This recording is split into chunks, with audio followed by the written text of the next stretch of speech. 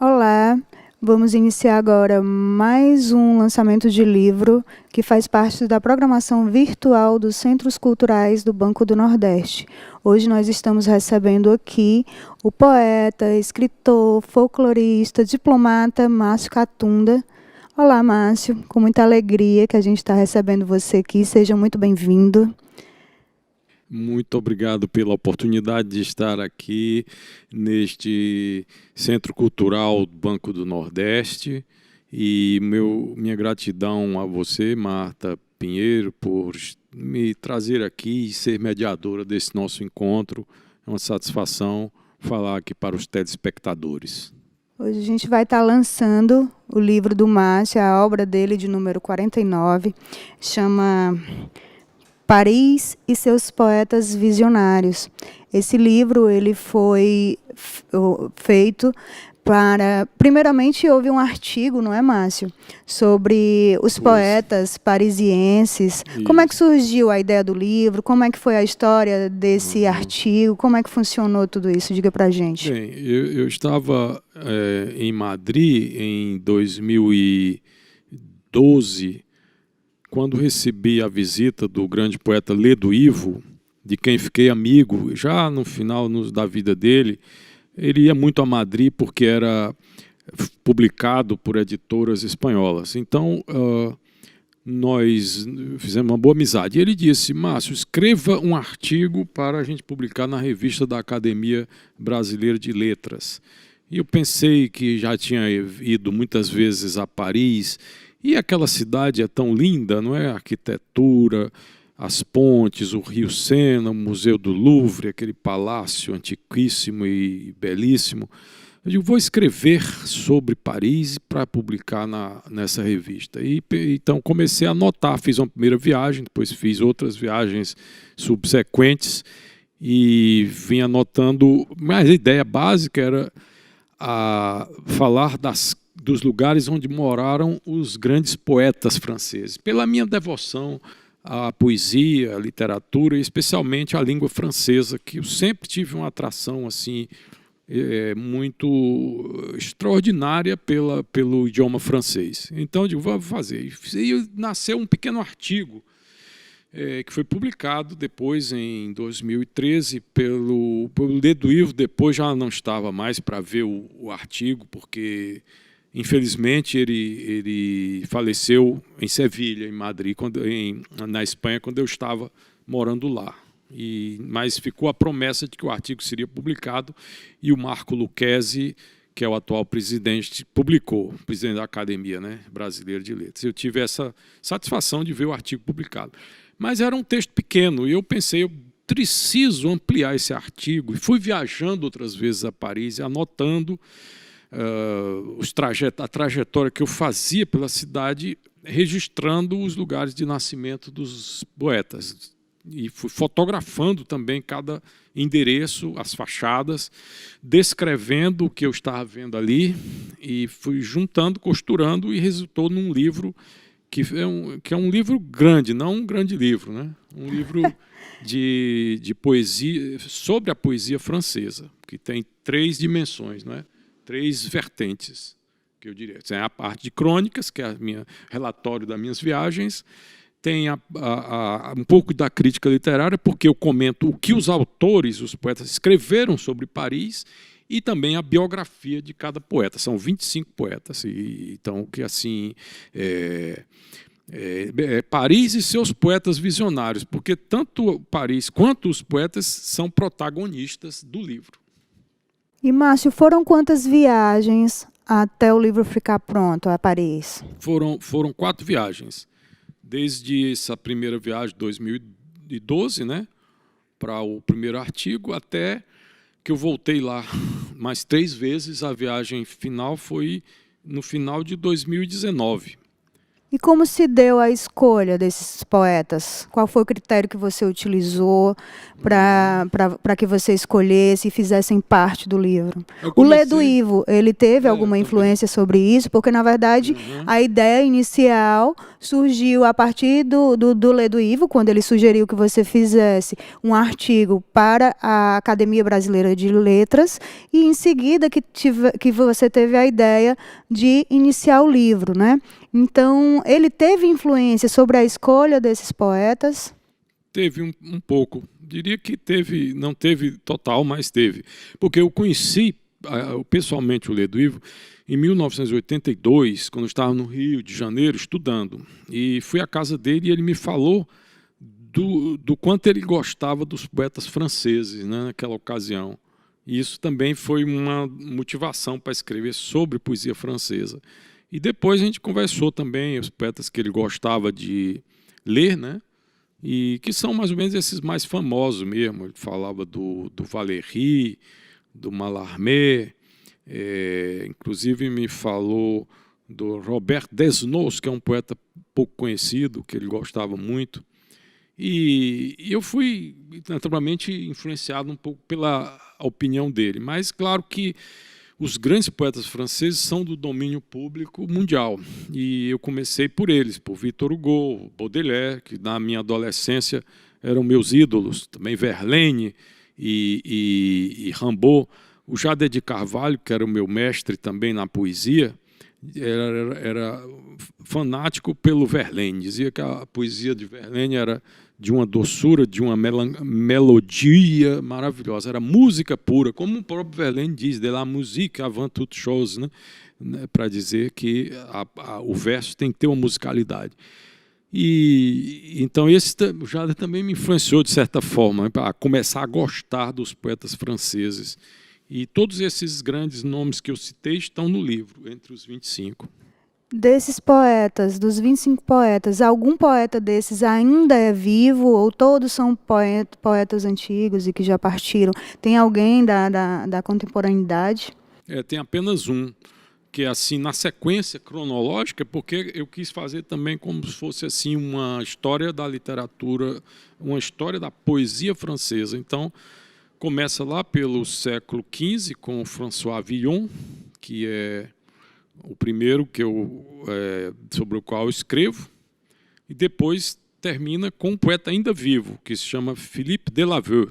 É um poeta que escreveu muita coisa sobre Paris, e cuja poesia é muito bela, uma poesia espiritualizada, assim, não tem aquelas coisas muito rebeldes assim de um Baudelaire, de um Lautréamont, nem de um Rimbaud.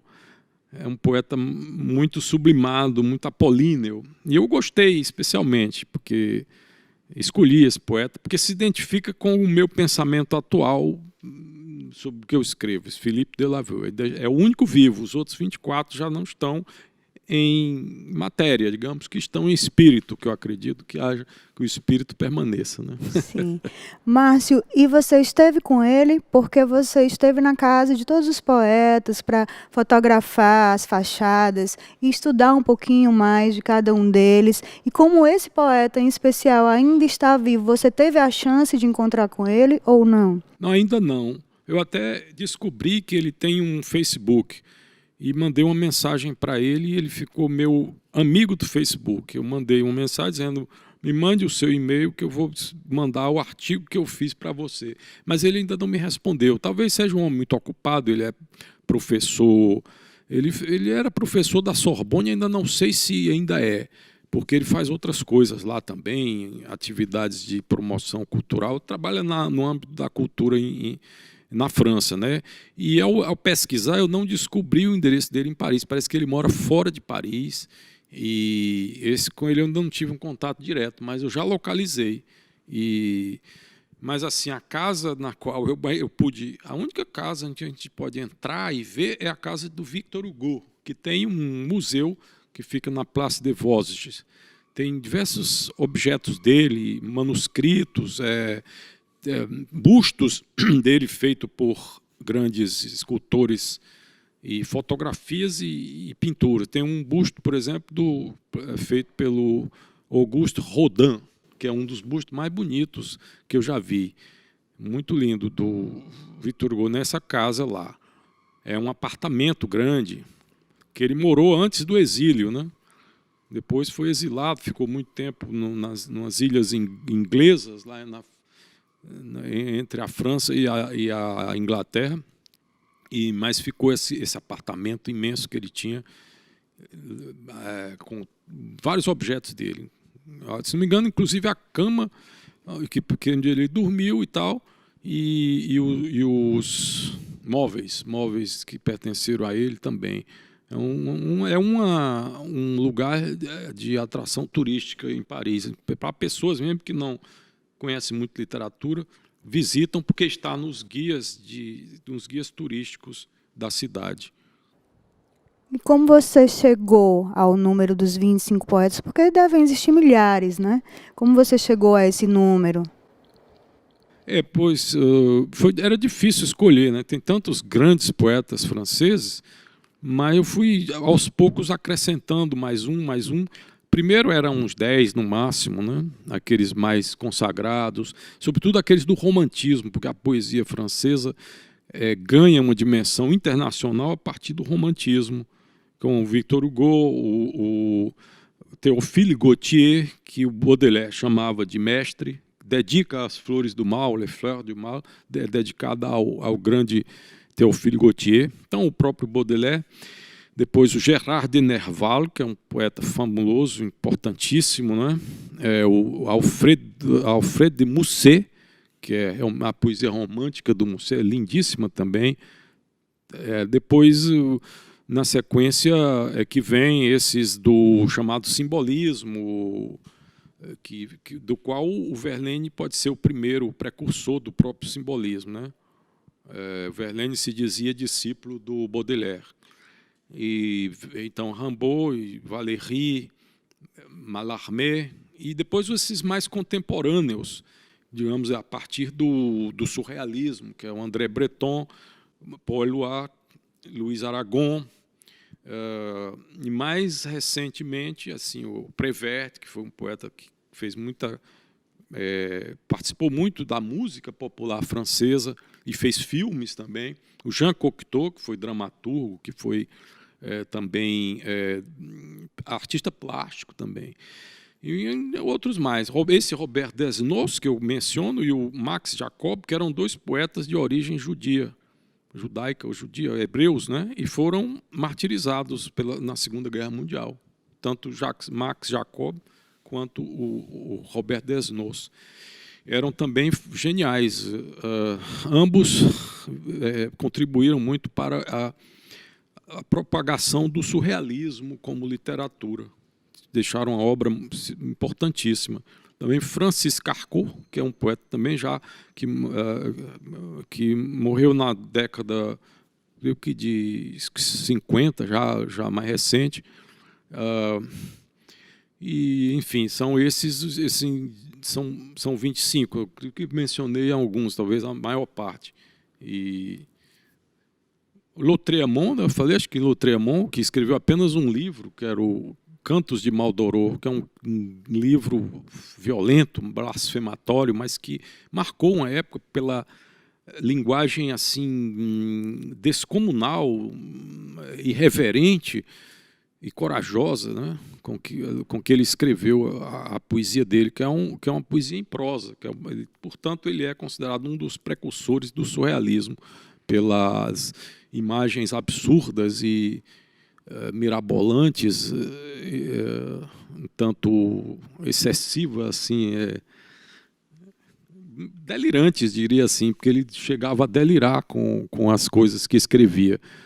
Parece que ele tinha um pouco de esquizofrenia. Muitos tinham, né? O Antonin Artaud também, que eu esqueci de falar. Antonin Artaud era esquizofrênico e gênio ao mesmo tempo. Imagina, um grande artista é sempre uma pessoa que está um pouco à margem da sociedade, né?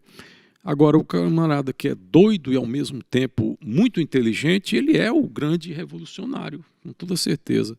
Ou também o Nerval, que também esteve muitas vezes em manicômios, mas era um santo, uma pessoa boníssima. O Antonin Artaud era agressivo, falava mal de todo mundo e, como se diz na linguagem mais vulgar, ele esculhambava todo mundo. Agora, já o Nerval era muito sublimado, era muito puro, um sujeito boníssimo, e apenas tinha uma sensibilidade muito frágil, ele não suportava a própria genialidade, viajava, se estressava muito nas viagens, quando voltava, entrava no manicômio, saía e escrevia obras monumentais e imortais que ficaram como glórias da literatura francesa. E desses poetas, existe algum que lhe causou um encantamento maior? Qual desses poetas lhe causou surpresa ou enfim? Talvez o próprio Nerval, que eu acabei de falar, né, do qual eu falei agora. Ele era assim, pela bondade que ele tinha, pela fragilidade, pela sensibilidade, me cativou. Ele era um místico também. A poesia do Nerval é assim, esotérica, tem um pouco daquela síntese que a sociedade teosófica fez das diversas religiões. Então, ele misturou a mitologia grega com o cristianismo e as religiões orientais e escreveu uns sonetos chamados Quimeras, que era um negócio impressionante. Aqueles sonetos são herméticos, mas a gente começa a estudar aquilo e descobre a densidade, profunda densidade de referências a civilizações antigas que tem ali.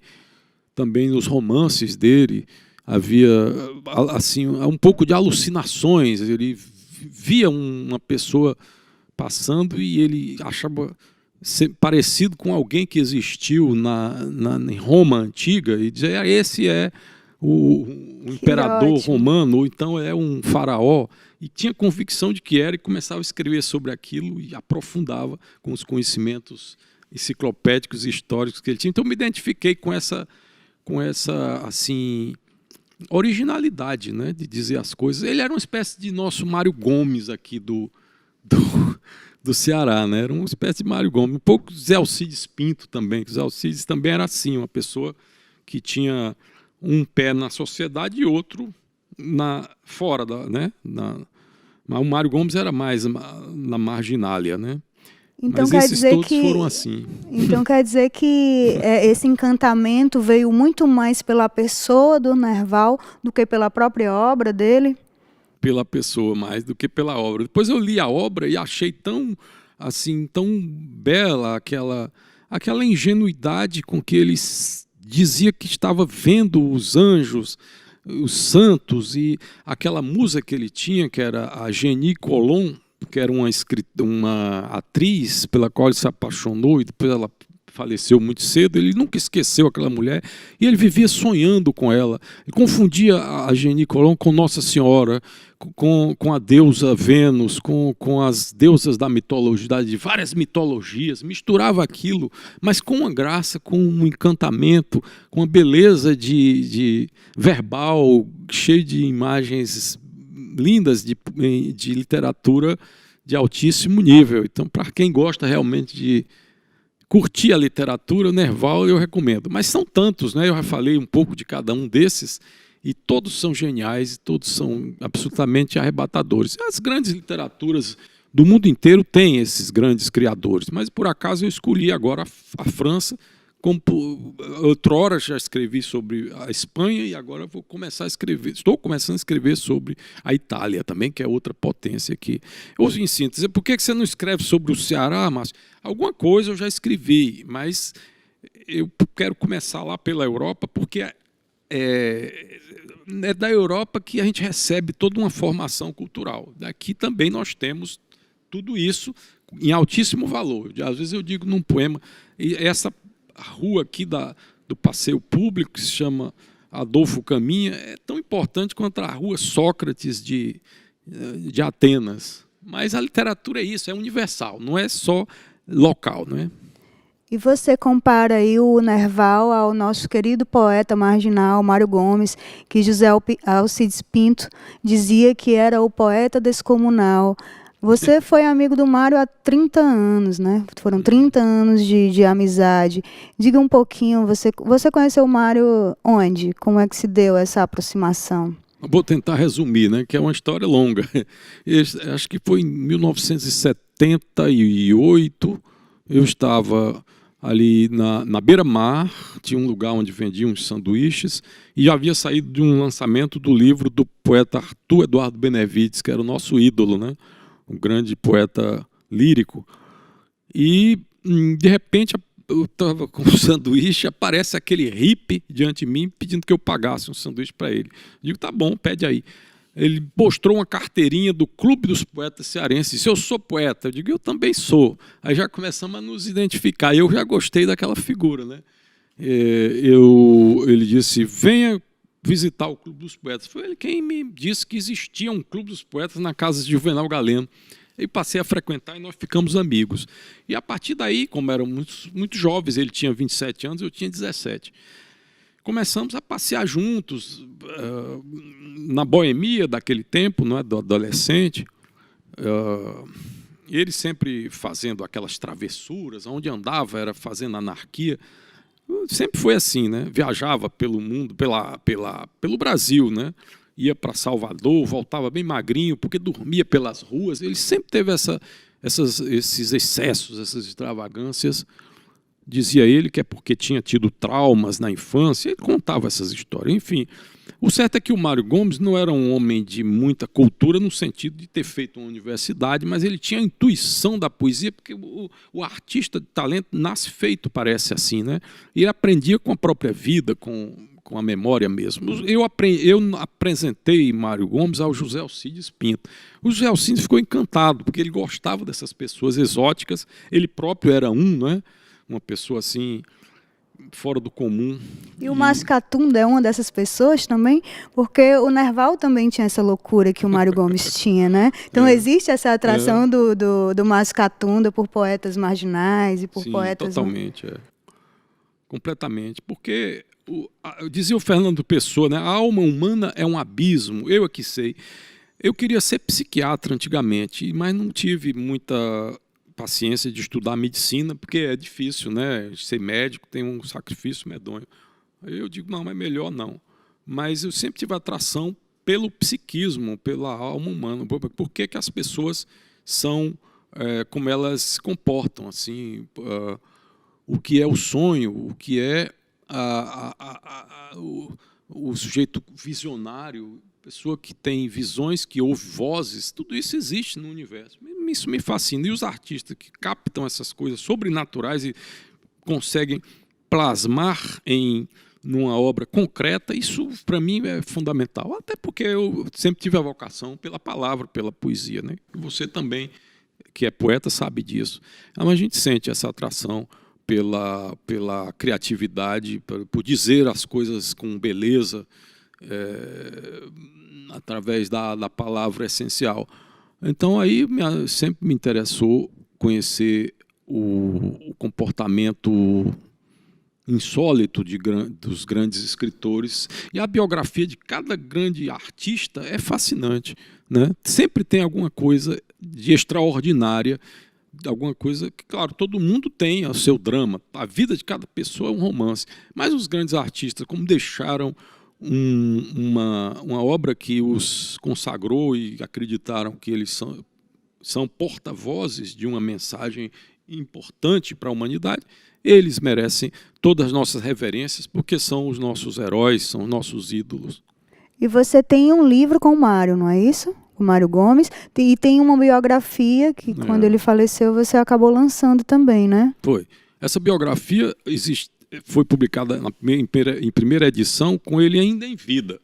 Ele ficou muito feliz, porque ele me contava as aventuras, as peripécias que ele fazia na Bahia, foi preso lá porque foi confundido com um bandido, em Salvador, não, em Belo Horizonte, o confundiram com outro marginal, com o famoso Lúcio Flávio, e foi preso também.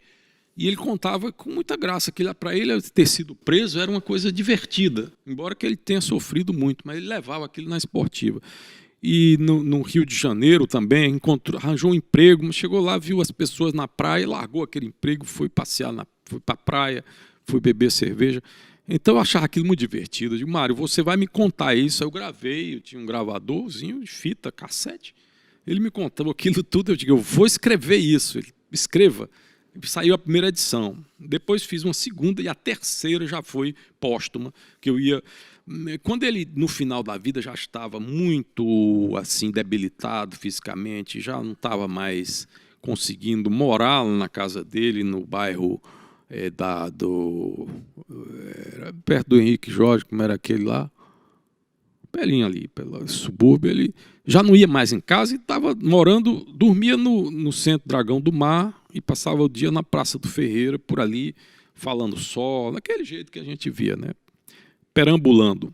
Então, cada vez que eu vinha da Fortaleza, eu anotava as novidades, o que é que o Mário Gomes falou. Ele tinha uma anedota irônica, ele, às vezes, difamava alguém que ele não gostava porque fez alguma desfeita. Como ele estava, ele provocava confusão em toda parte também, né? Então, aí eu fui atualizando até que saiu a biografia. Eu ia publicar, ele ainda saiu a segunda edição em 2008. Ele não entendia muito bem o que estava acontecendo lá no Ideal, chegou e disse, mas esse livro é sobre mim? Eu não sei. Eu disse a ele, você é convidado especial. Ele chegou lá, não sabia se o livro era sobre ele ou não. Mas a terceira edição, que saiu bem caprichada, foram poucos exemplares, já foi póstuma. Foi, acho que 2016, foi 2016 ou 2017, eu já não lembro bem, quando ele já não estava mais. Aí fizemos no Centro Dragão do Mar e muitas pessoas apareceram por lá, jovens poetas que recitaram Mário Gomes, outros compositores, todos jovens, fizeram música para os poemas dele. É impressionante o fenômeno Mário Gomes, né? Impressionante. E o Márcio foi de Mário Gomes a Drummond. Nos conte essa sua amizade com o Drummond, como é que se deu? Como foi que aconteceu? Depois que saiu aqui do Ceará, foi lá para o Rio para estudar, e aí acabou frequentando as rodas de poesia e se deparou com o Drummond. Pois sim. Os dois poetas mais famosos, assim, mais populares e eruditos do modernismo na época da minha juventude eram, na minha concepção, o Vinícius de Moraes e o Drummond. Dois temperamentos extremamente opostos, né? Eu também vivia procurando o Vinícius de Moraes. O Vinícius de Moraes morreu em 1980 e eu só o vi duas vezes, uma vez aqui. Então eu começo pelo Vinícius de Moraes para chegar no Drummond. Aqui ele participou de uma entrevista coletiva, veio fazer uma palestra no Teatro José de Alencar e eu fiz umas 4 perguntas a ele nessa entrevista que foi publicada no jornal Um Povo. A gente podia resgatar isso lá na biblioteca pública estadual, que tem lá os jornais. E na segunda ocasião foi no Rio de Janeiro, no show do Canecão, que fui ao camarim e cumprimentei o Vinícius de Moraes. Bom, o Vinícius de Moraes eu não pude ter mais aproximação porque ele faleceu cedo, em 1980. Já em 1982, eu estava no Rio e eu peguei o catálogo telefônico e encontrei o telefone do Carlos Drummond de Andrade. Liguei para ele e disse, eu sou aqui um poeta jovem, quero conhecê-lo. E ele disse, não, agora estou trabalhando muito, não estou podendo lhe atender, mas deixe os livros aqui que eu autografo. Deixei, ele autografou. Aí eu voltei, meses depois, e encontrei, com o cartão de José Alcides Pinto, eu me apresentei ao escritor paraibano Joaquim Hinojosa, que era jornalista, e disse, rapaz, eu vou levar você lá na casa do Plínio Doyle, que era um bibliotecário, diretor da Casa Rui Barbosa, no Rio, porque todo sábado o Carlos Drummond está lá, e você vai conhecer o grande Carlos Drummond de Andrade. Então eu chego lá, encontro, além do Drummond, o Pedro Nava, Afonso Arinos, Gilberto Mendonça Teles, que até hoje é meu amigo, Eu, então, com muita cautela, me aproximei do Drummond e fiz umas perguntas para ele, muito delicadamente, e ele sentiu que eu era uma pessoa respeitosa, porque ele era muito... Lá na casa do Plínio Doyle, chegava gente, de repente, querendo entrevistar o Drummond. Ele não gostava, mas eu não ia entrevistá-lo para fazer uma reportagem, então eu ia conversar informalmente. E ele me contou umas coisas de poesia, me falou sobre assuntos, né? Inclusive uma coisa que ele falou, que achava que os romanos já tinham escrito tudo, o que nós fazemos era reescrevê-los, né? Uma das coisas que ele me falou, entre outras. Eu, então, fiquei com uma certa intimidade com o Carlos Drummond de Andrade, que era uma pessoa reservada, mas, ao mesmo tempo, se a gente chegasse perto com delicadeza, ele era muito agradável e conversava longamente. Ele era a estrela daquela reunião que se chamava Sabadoile. Todos os sábados, na casa do Plínio Doyle, estava o Drummond e grandes escritores do Rio de Janeiro. Então eu cheguei ao ponto de ficar amigo dele nesse sentido, de ter feito um poema, de ser publicado num livro, e ele me fez um cartão agradecendo o poema. Depois, num dia de Ano Novo, eu liguei para ele, um ano antes dele morrer, e ele me tratou muito bem, agradeceu imensamente os votos de Ano Novo que eu falei por telefone, etc. Então, não foi uma amizade muito íntima, mas teve assim uma convivência fraterna. Que maravilha de experiência, hein, Márcio Catunda? Legal demais, né? Que esses homens são os nossos mestres. Ô, Márcio, então vamos voltar aqui ao livro que a gente está chegando ao fim da nossa entrevista, do nosso bate-papo. Por mim, a gente ficaria aqui o dia todo conversando sobre suas viagens e sobre a sua bagagem literária, mas infelizmente o tempo não nos deixa. Fala só um pouquinho para mim da capa do livro, quem fez a capa, Ótimo, e também onde é que as pessoas podem adquirir, né, a sua obra, não apenas o livro de Paris e seus poetas visionários, mas os seus livros, de uma maneira geral. A maioria deles são de poesia, não é, Márcio? Sim, a maioria do que eu escrevi é poesia. Agora que eu estou fazendo mais ensaios, porque no ensaio a gente lê muito e aprende mais, né, sobre o que está lendo. É prazeroso porque dá trabalho, mas a gente aprende mais, porque a gente extrai das informações de outros livros. Sim. Então esse livro aí tem a capa, essa belíssima ilustração da capa é uma tela do pintor Fernando Naviscas, um pintor paulista, que é extraordinário. Tem o mesmo estilo dos impressionistas, mas com um toque de novidade, assim. É um dos pintores, eu acredito, dos maiores do Brasil atualmente. Muito generoso, ele cedeu essa imagem aqui da capa, né? Que é uma paisagem de Paris, do Rio Sena. Mas o desenho todo da capa é do Geraldo Jesuíno, que é um dos maiores designers, né, diagramadores e artista visual, e também grande escritor, o Geraldo Jesuíno, muito famoso aqui, né?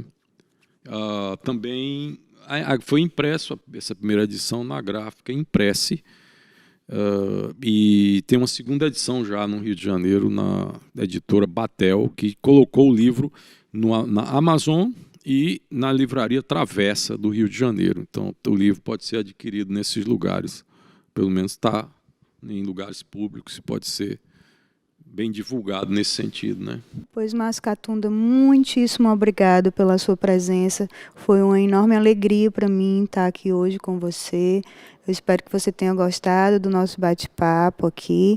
E quem tiver interesse também de pegar o livro do Márcio, vai conseguir achar aqui na Biblioteca do Centro Cultural. É só nos procurar. Márcio, considerações finais.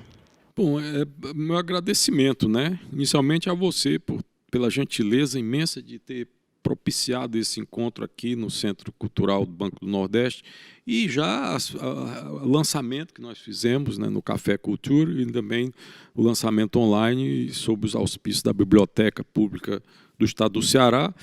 Agradecer a todo esse pessoal que está à frente dessas instituições culturais. É uma grande satisfação, uma honra para um escritor ser bem recebido na sua terra e ser bem acolhido, né? Então, aqui o pessoal, esses nossos amigos do Centro Cultural Banco do Nordeste, nos receberam muito fraternalmente também. O o Gildomar Marinho e todos vocês aqui que estão no estúdio, minha gratidão, e mais especialmente a você que teve essa iniciativa imensamente generosa de me chamar aqui. Eu fico muito feliz, muito honrado. Muito obrigado.